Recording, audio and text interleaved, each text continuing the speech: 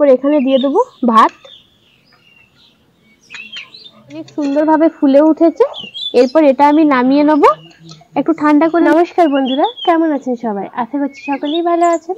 আমি স্নেহা, আমার channel veg recipe with স্নেহাতে আবারও একটা নতুন রেসিপিতে আপনাদের সকলকে স্বাগত জানাই।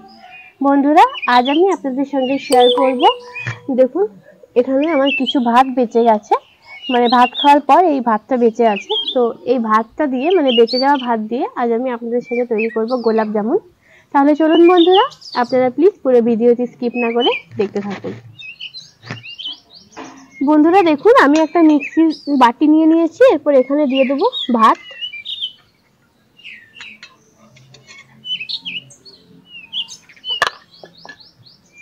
এখানে আমি ভাতটা দিয়ে দিয়েছি, আর দেব অল্প পরিমাণে আগে থেকে জাল করে রাখা দুধ।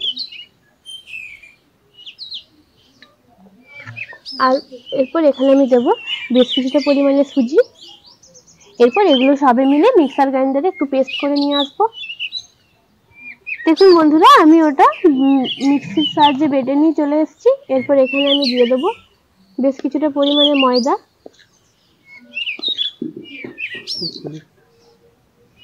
দেখুন আমি পরিমাণ মতো ময়দা দিয়ে দিলাম। এরপর এখানে আমি দেব জাস্ট অল্প পরিমাণে লবণ। আপনারা চাইলে কিন্তু লবণটা স্কিপ করতে পারেন। এরপর এখানে আমি দেব অল্প পরিমাণে বেকিং পাউডার, আর দেব এখানে বেশ কিছুটা পরিমাণে গুঁড়ো দুধ। আপনারা যত বেশি গুঁড়ো দুধ দেবেন তত কিন্তু টেস্ট হবে।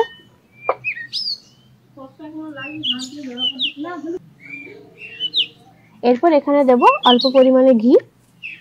এরপর সব কিন্তু আমি একসাথে ভালো করে মেখে নেব।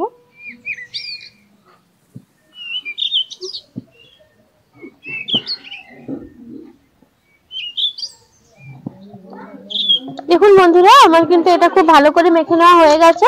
এরপর এটাকে আমি মিনিট 10 জন্য রেস্টে রেখে দেবো। তাহলে বন্ধুরা ফিরে আসছি 10 মিনিট পরে। দেখুন বন্ধুরা, ফিরে এলাম 10 মিনিট পরে। এরপর এখান থেকে আমি অল্প অল্প লিচি কেটে, দেখুন এরকম অল্প অল্প নিয়ে গোলাপ জামুনের আকারে শেপ দিয়ে দেবো। দেখুন দেখুন একটা গোলাপ জামুন কিন্তু আমার একদম রেডি হয়ে গেছে। একইভাবে দেখুন আমি আরেকটা তৈরি করে নিচ্ছি। সাইজটা কিন্তু আপনারা আপনাদের নিজেদের ইচ্ছে মতো দেবেন, করবেন।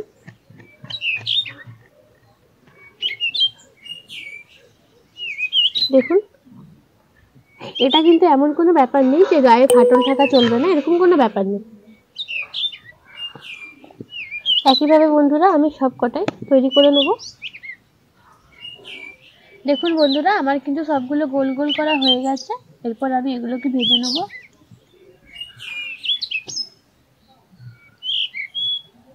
এরকম হালকা আঁচে কিন্তু দিতে হবে, তেলটা কিন্তু বেশি গরম করা চলবে না, একদম লালচে করে আমি ভেজে নেব।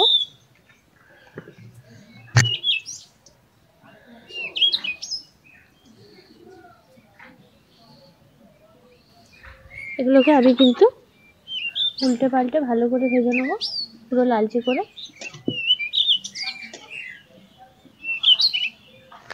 দেখুন বন্ধুরা, আমার কিন্তু এগুলো পুরো লালচে করে ভাজা হয়ে গেছে। এরপর আমি সবগুলো তুলে নেব। একইভাবে বন্ধুরা আমি কিন্তু সব কটাই ভেজে নেব। বন্ধুরা আমার সবগুলো কিন্তু ভাজা হয়ে গেছে। এরপর আমি চিনির শিরাটা তৈরি করে নেব। এখানে আমি দিয়ে দেবো 1 গ্লাস পরিমাণে জল, আর দেব এখানে অনেকটা পরিমাণে চিনি।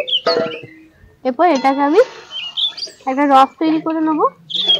রসটা কিন্তু খুব একটা পাতলা হবে না, এটা কিন্তু একটু মোটা রসই হবে।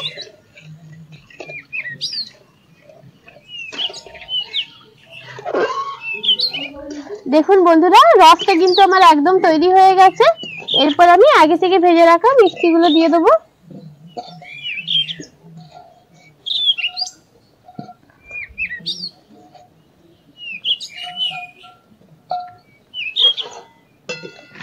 এরপর এগুলো দিয়ে আমি মিনিট 10 কিন্তু ভালো করে ফুটিয়ে নেব। তাহলে বন্ধুরা ফিরে আসছি 10 মিনিট পরে। দেখুন বন্ধুরা 10 মিনিট পরে দেখুন আমার মিষ্টিগুলো কিন্তু অনেক সুন্দরভাবে ফুলে উঠেছে। এরপর এটা আমি নামিয়ে নেব, একটু ঠান্ডা করে নেব। তাহলে ফিরে আসছি বন্ধুরা তারপরে। দেখুন বন্ধুরা, আমার মিষ্টিগুলো কিন্তু একদম রেডি হয়ে গেছে। এরপর আপনাদেরকে টেস্ট করে জানানো হবে কেমন হয়েছে।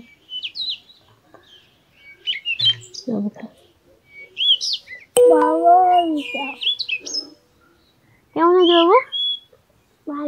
ভালো লাগছে?